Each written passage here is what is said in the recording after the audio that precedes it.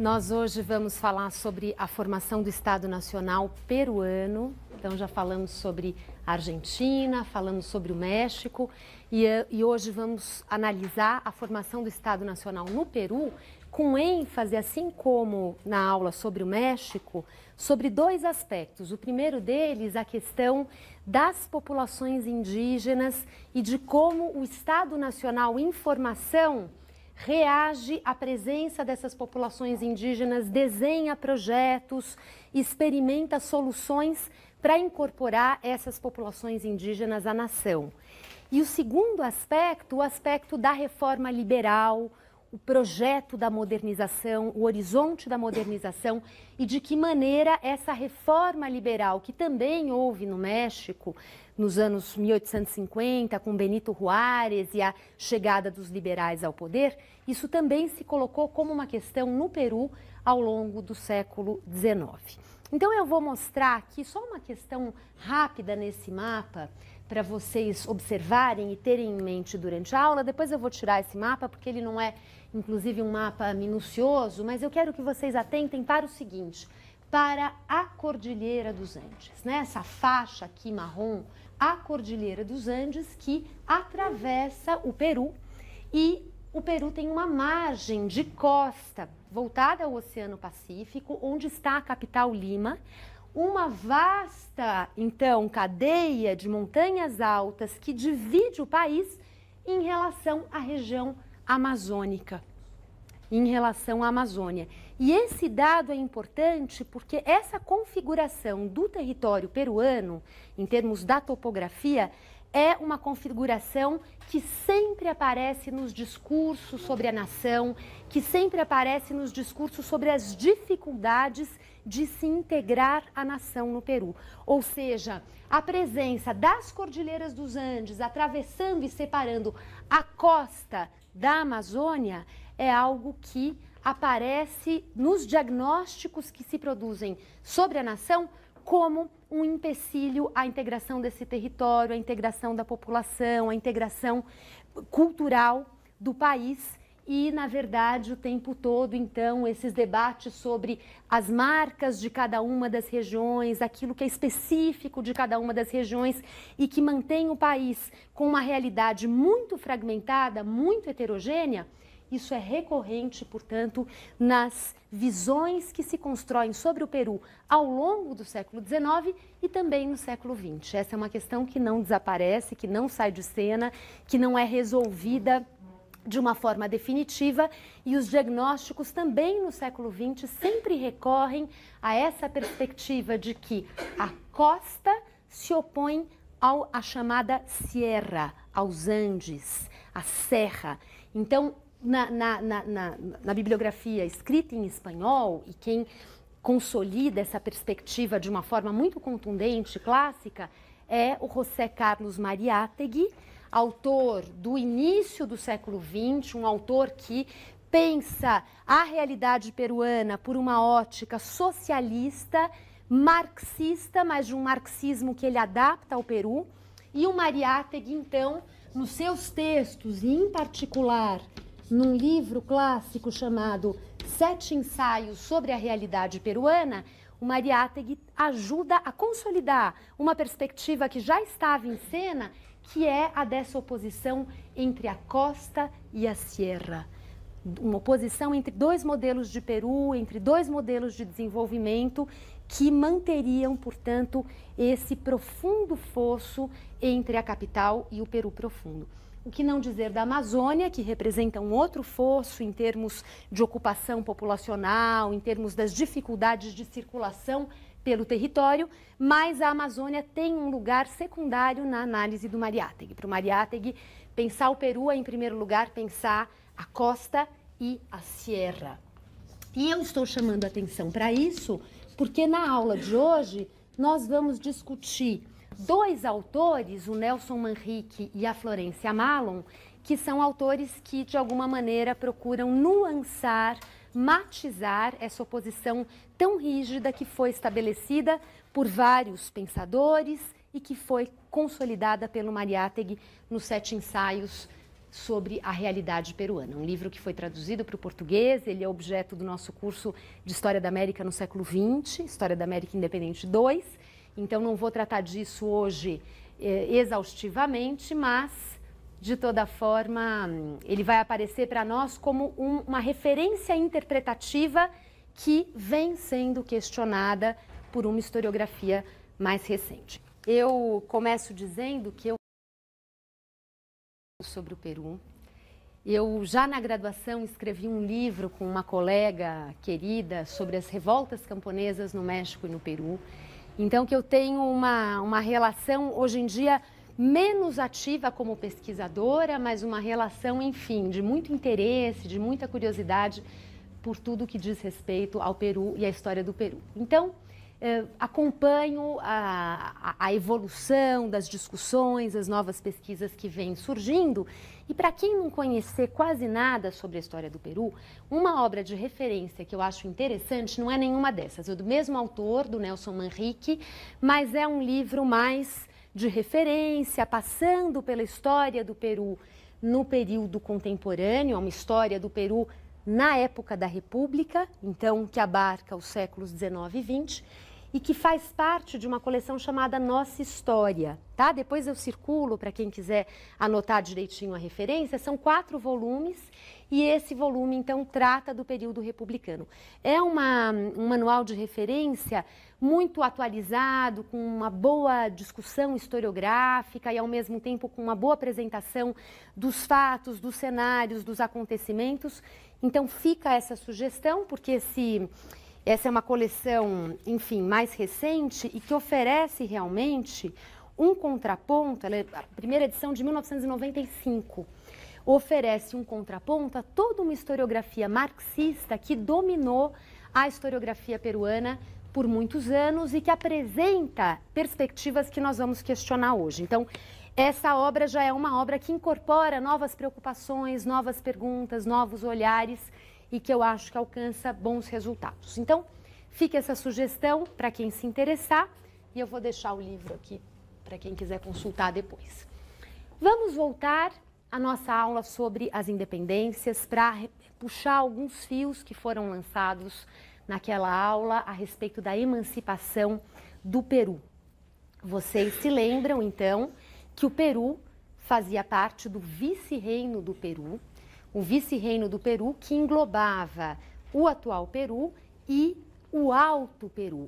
Peru que corresponde à atual Bolívia, sendo que uma parte do Alto Peru foi tirada do vice-reino do Peru com a criação do vice-reino do Prata no ano de 1776. Então, uma parte da atual Bolívia, que antes estava subordinada a Lima, passou a responder a Buenos Aires. E isso representou, na época, realmente um grande baque para as elites espanholas e criolhas em Lima, porque Potosí e as minas de Potosí, as valiosas minas de Potosí, que fizeram fortunas durante o período colonial,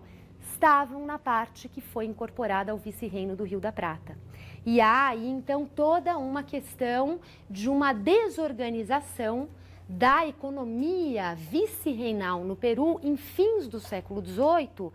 como desdobramento da perda de Potosí e dos circuitos mercantis que vinculavam, que aproximavam Lima e a região do Alto Peru, no vice-reino do Peru, onde estavam as minas e com a audiência de Charcas ali pertinho, que tinha também um papel político e jurídico estratégico na época colonial, também nessa região do Alto Peru, que foi depois anexada ao vice-reino do Rio da Prata. Há uma série, portanto, de circuitos sociais, políticos e mercantis que se desorganizam com essa mudança de uma distribuição territorial nos vice-reinos espanhóis na América, e isso abala o poderio concentrado por essas elites limenhas, essas elites localizadas na costa, voltada ao Pacífico, a cidade de Lima, criada como a cidade dos reis, a Ciudad de los Reyes, pelo Francisco Pizarro, durante a conquista do Peru pelos espanhóis. Então, essa cidade criada pelo Pizarro e que depois se transforma na capital do vice-reino e que tinha, como nós veremos na nossa discussão, na segunda parte da aula, através do livro do Alberto Flores Galindo, A Cidade Submergida, que é o tema da nossa discussão hoje à tarde. Através desse livro, nós temos contato com esse ambiente de Lima e dessa aristocracia. O subtítulo do livro é Aristocracia e Plebe em Lima, entre 1760 e 1830. Uma aristocracia que vivia em Lima e que tem esse nome não gratuitamente, mas porque muitas famílias das elites espanholas e criolhas que viviam no Peru e que viviam em Lima,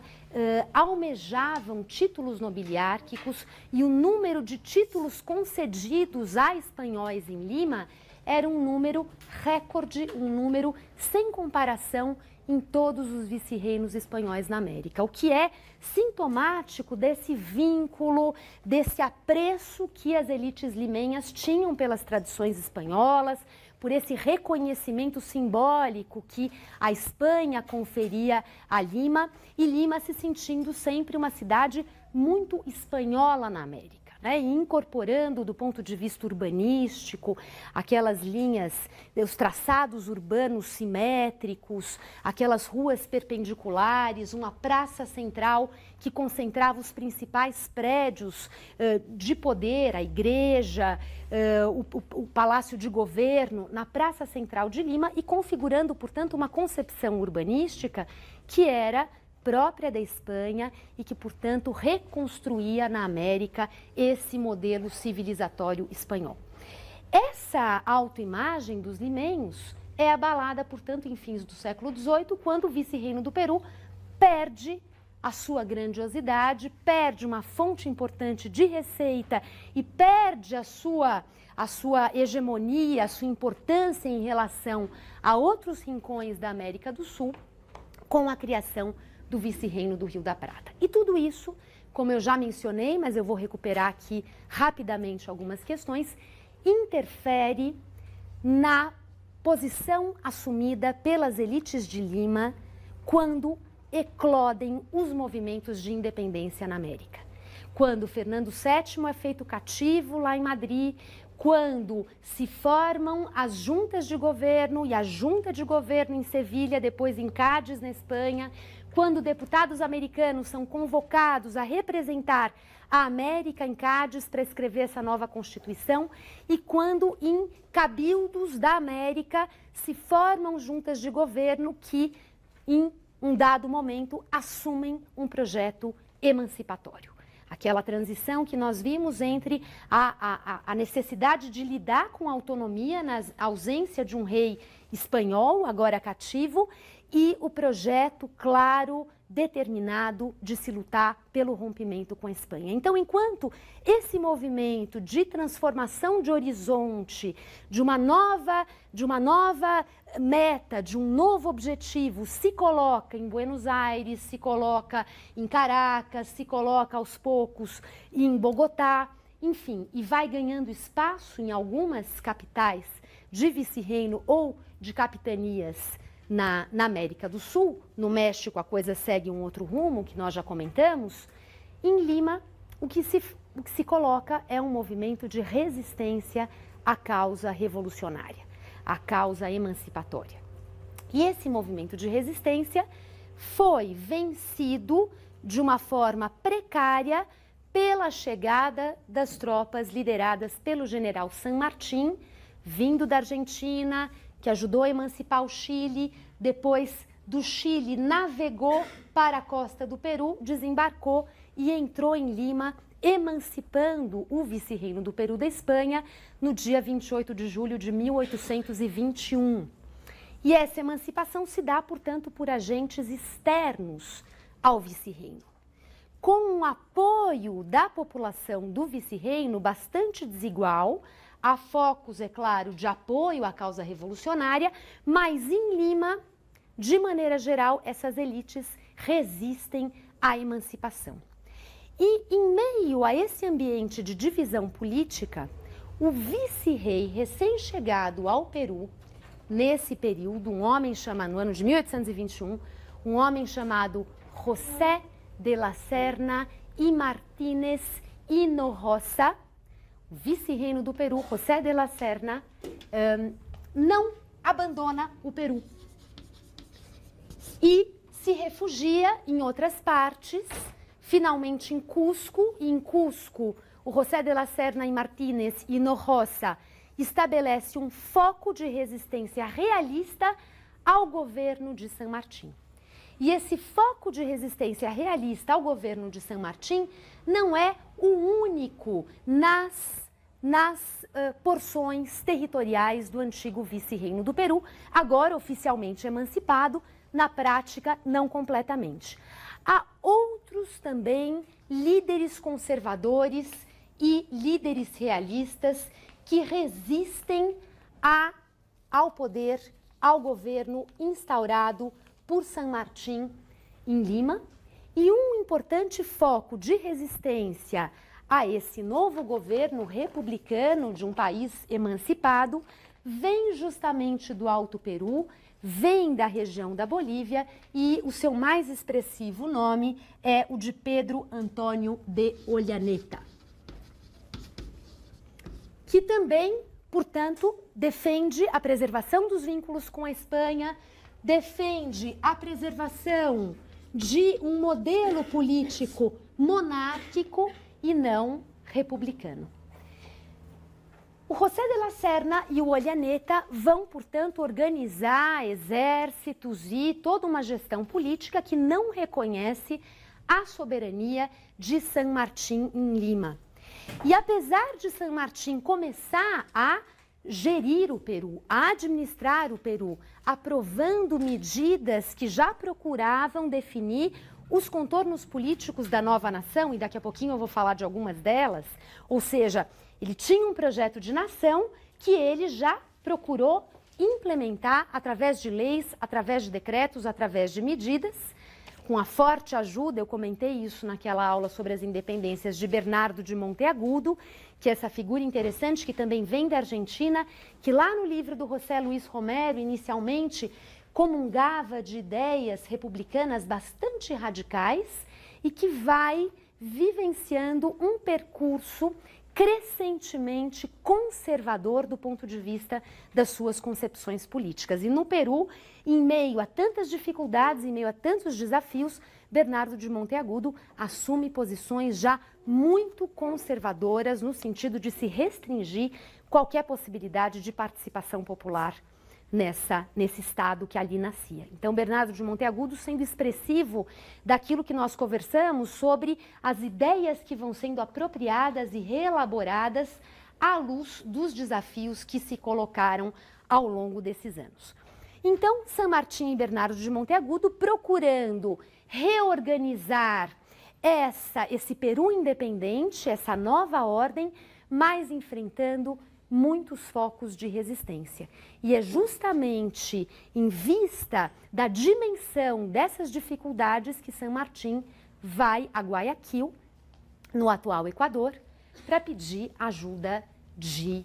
Simão Bolívar. E aquele encontro entre os dois generais em Guayaquil, a guerra de emancipação no vice-reino de Nova Granada já estava bem avançada a essa altura do campeonato, todas aquelas batalhas importantes que foram emancipando a Venezuela, a Colômbia e o Equador, já num estado, portanto, em que a independência era já uma realidade no norte da América do Sul. E Simão Bolívar, portanto, estaria mais liberado dessa missão, podendo, em princípio, interferir no Peru. E é essa, portanto, a conversa que se desenvolve entre os dois líderes e que resulta, como vocês já sabem, na partida de San Martín para a França e na vinda de Simão Bolívar para o Peru. A vinda de Simão Bolívar para o Peru se dá também em meio a um ambiente, portanto, de novos desafios, de se confrontar com uma realidade mais esgarçada ainda do que aquela que ele já vinha enfrentando no vice-reino de Nova Granada, já, enfim, essa Gran Colômbia que nascia no norte da América do Sul. E quando ele chega a Lima no ano de 1823, ele procura lidar com um cenário de vozes, de pressões, de inimigos, de interesses muito complexo. Um cenário complexo, um cenário difícil. A reação do Simão Bolívar é uma reação também enfim, de pensar nos caminhos possíveis, de trocar cartas com os seus generais, de pensar nas estratégias. Alguns dos seus amigos consideravam temerária a presença dele no Peru, consideravam o tamanho do problema, né, o desafio grande demais, se preocupavam com isso. Simão Bolívar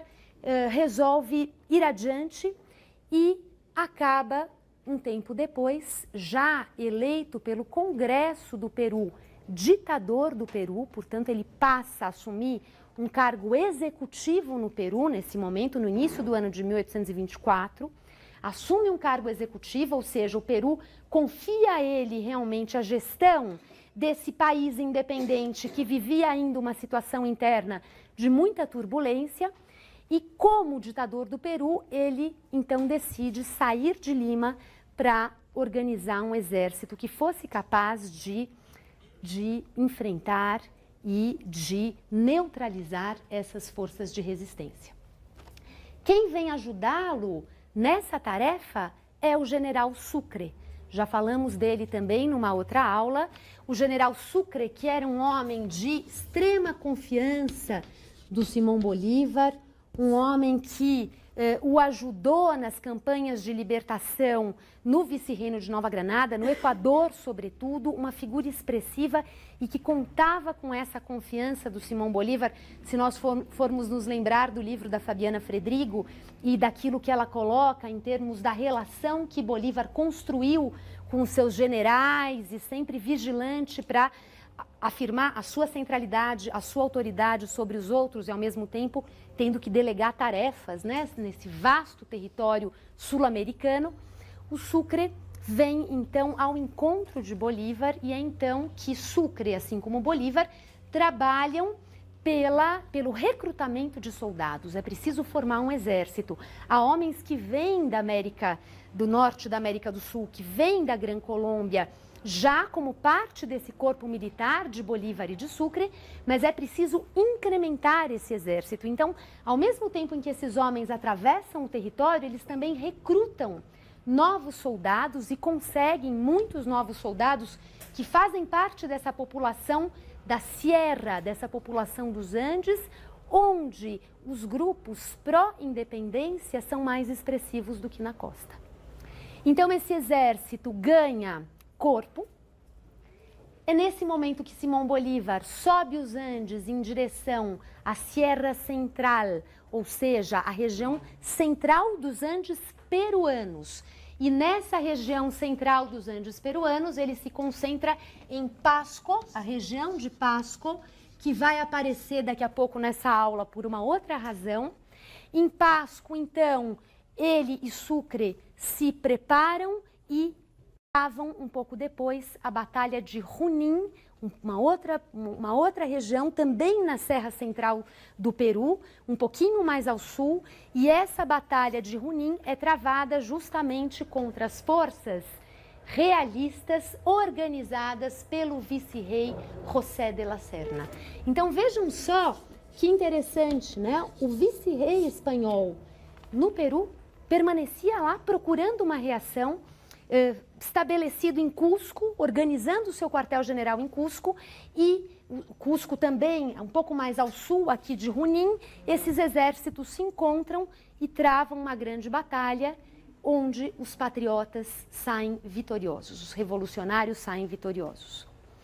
A partir dessa vitória, uma vitória expressiva, porque vamos nos lembrar do que eu contei sobre o San Martín atravessando os Andes rumo ao Chile, né, o chamado Paso de los Andes, também aqui essa escalada dos Andes é um feito militar heróico. Esses soldados atuam em condições extremamente precárias, o ar é rarefeito na altitude, quem aqui já esteve na altitude sabe dos efeitos que isso tem sobre o organismo, à noite faz muito frio, então esses soldados enfrentam todas essas agruras e, no entanto, vencem uma batalha difícil contra um exército realista numeroso e a partir daí Simão Bolívar decide voltar para Lima e deixa nas mãos de Sucre a obra de continuar levando os exércitos realistas à capitulação. Ou seja, Simão Bolívar volta para recuperar, para retomar Lima, que tinha sido deixada também em uma situação um pouco imponderável, e ao mesmo tempo em que ele volta para Lima para reassumir lá o seu papel de governante, Sucre deve continuar a missão militar nos Andes.